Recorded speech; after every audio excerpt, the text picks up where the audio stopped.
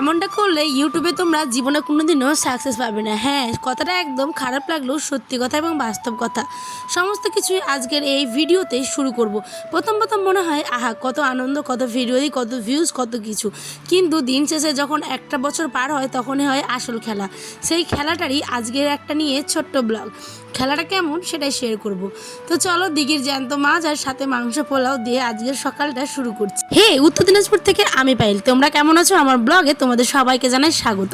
দেখেছো আমি আজ কত সুন্দর রান্না পারি। যে মেয়েটা একদিন জীবনে কখনো রান্না করে ঢুকতোই না, বা ঢুকলেও শুধুমাত্র হাতা খুন্তিটা নেড়ে বেরিয়ে যেত, সেই আজ হয়ে গেছে পাকা গিন্নি। জীবনটা কতটা বদলে যায় সময়ের সাথে সাথে, তাই না? সত্যি ওই জন্যই হয়তো বলে সময় কখনো বেঁধে রাখা যায় না। ছোট্ট মেয়েটাই হাত যেন পাকা গিন্নি, এক হাতে কত কিছু সামলাচ্ছে। মাছে রান্না, মাংস রান্না, পোলাও, এদিকে মেহমানের অতিথির আপ্যায়ন, সাথে আবার এত কিছু কাজকর্ম, আর সাথে যদি থাকে একটা ছোট্ট সুন্দর পুতুলের মতো বাচ্চা। আচ্ছা, তোমরাও কি এমনটাই? আচ্ছা দেখো, চলো সরাসরি এবার রান্নায় আসি। এখানে আছে আদা থেতো করে নিয়েছি, আর এখানে বসিয়ে দিয়েছি পোলাওয়ের জন্য চালটা তো ধুয়ে কিছুক্ষণ জল ঝরিয়ে রাখেছিলাম, দেখতেই পেলে। পেঁয়াজ ভেজেছি, সাথে দিয়েছি গোটা ফল, আর দিব হচ্ছে আদা কুচি, আদাটা থেতো করে রেখেছি, আর তেল ভালো করে দিয়ে চালটাকে ভেজে নিয়ে জল দিয়ে দিলাম গরম। যে পরিমাণ তোমরা চাল নিবে তার ডাবল কিন্তু জলটা দিও, কারণ এটা একটা সাদা পোলাও। আমার শ্বশুরবাড়ির দিকে না এটাকে বলে সাজি পোলাও। কিন্তু সত্যি কথা বলতে এই পোলাওটা ওরা খায় না, কারণ আমরাই খাই।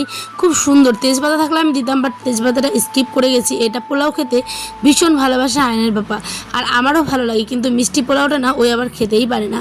এদিকে আমার বোনের সে গতকালকে তোমরা ভিডিওতে দেখেছো, আরে যারা দেখোনি গিয়ে চটপট দেখে এসো। সত্যি কথা বলছি, পুরো অনেক মজার একটা ব্লগ, ঠিক আছে?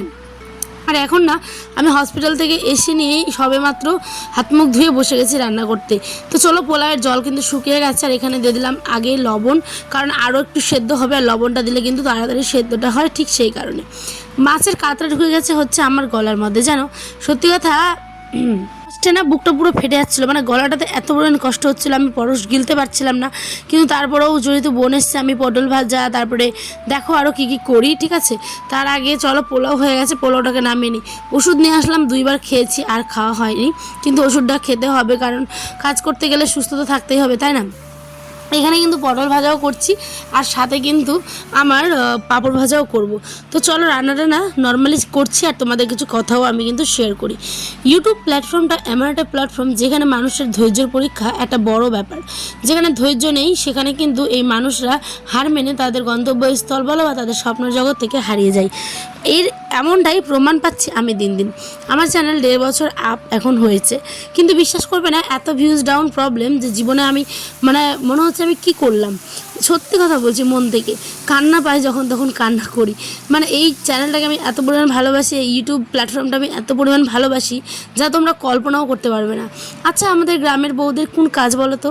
সবাই দেখবে দিন শেষে হাজার একটা সংসারের কাজ করে প্রত্যেকের মুখে যখন খাবার অন্নটুকু তুলে দিবে, প্রত্যেকের কাছে লক্ষ্মী বউ ভালো বউ হয়ে থাকতে পারবে, তখনও কিন্তু তোমার নামে বাইরে গিয়ে দুর্নামটা ঠিক করবেই। সে যে কেউ বলো, যে কোথাও, প্রত্যেকটা ঘরের গল্প এটাই কিন্তু। হ্যাঁ, 1% হয়তো আলাদা, কিন্তু প্রত্যেকটা ঘরের এটাই গল্প, সত্যি কথা বলতে। আর এইখানটায় আমি কিন্তু দেখো একটা বউ হয়ে আমার সংসারের সমস্ত কাজ সামলে, ছেলে পেলে সামলে আমি চেষ্টা করি আমার একটা অন্যরকম জগৎ তৈরি করার, যেখানে শুধুমাত্র আমার নিজের একটা পরিচয় থাকবে, যে না এস পায়ের লাইফস্টাইল নামে একটা দিদিভাই আছে, যেখানে সে ডেলি ব্লগ দেয়, আর ব্লগগুলো সত্যি কথা বলতে অনেকটা ভালো। আমি জানি না কতটা ভালো, তোমরা অবশ্যই আমার কমেন্টে জানাবে তো আমার ব্লগগুলো কি সত্যি একদম পাতে দেওয়ার মতো না? আমি জানো কত কষ্ট করে একটা ব্লগ তৈরি করি, মাথার ঘাম পায়ে ফেলে। হ্যাঁ, প্রত্যেকটা ইউটিউবারই তাই করে, কিন্তু যারা সাংসারিক মেয়ে বা যাদের হাজব্যান্ড আছে, ছোটো বাচ্চা আছে, তাদের ঝামেলাটা একটু বেশি। সেটা হয়তো যারা আমাদের মতন পজিশনে আছে তারাই বুঝতে পারবে। আর তার মধ্যে সবথেকে বড় ভুল করেছি আমি এই ইউটিউব প্ল্যাটফর্মে এসে, এটাই মানুষের একটা ধারণা, আমার ধারণা না, কিছু মানুষের ধারণা।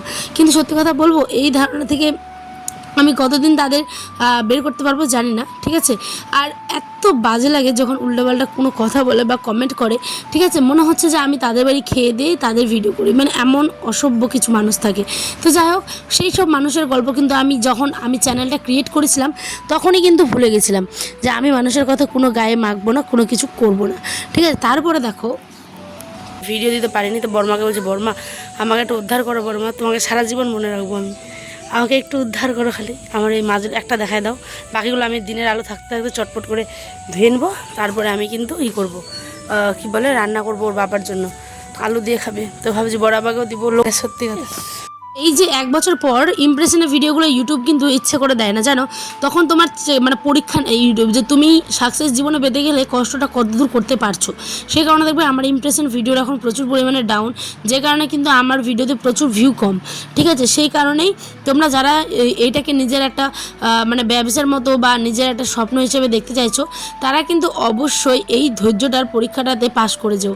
কারণ ইউটিউব দেখে, আর ইউটিউব কখনো কিন্তু কাউকে বেকার বেকার খাটায় না।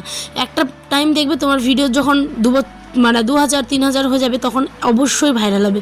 এগুলো সমস্ত কিছু জানো, একটা অদ্ভুত ব্যাপার আমার হাজব্যান্ড আমাকে বলে, সেটাই আজ তোমাদের সাথে আমি শেয়ার করলাম। কারণ ওই মানুষটা, আমি বলি আমি আর ভিডিও দিব না, আমাকে ভালো লাগছে না, ভিউ কম, বলছে তুমি তোমার নিজের কাজ করো, ইউটিউব তার নিজের কাজ ঠিক সময় মতো করবে। আর এই ধৈর্য পরীক্ষাটায় অনেকে হেরে গিয়ে ছেড়ে চলে যায় নিজের গন্তব্যস্থল বলো কিংবা তাদের ভালোবাসার এই ভিডিও বানানোর জায়গাটা। আমি জানো অনেক কষ্টে এই জায়গাটাতে, মানে অনেক কষ্ট বলবো না, মানে যতটুকু করতে হয় ততটুকু দিয়েই আজকে আমি 1.5 বছর পথ চলা আমার। ঠিক আছে, আর এই 1.5 বছরের জার্নিতে আমার সব থেকে বড় শক্তি হচ্ছে আমার হাজব্যান্ড আর আমার পরিবার, মানে তোমরা। হ্যাঁ, তোমাদেরকেই আমি আমার পরিবারই মানি। কারণ আমার নিজের পরিবার বলতে শুধুমাত্র আমার হাজব্যান্ডই, আর আমার ছেলে, আমার বাবা মা।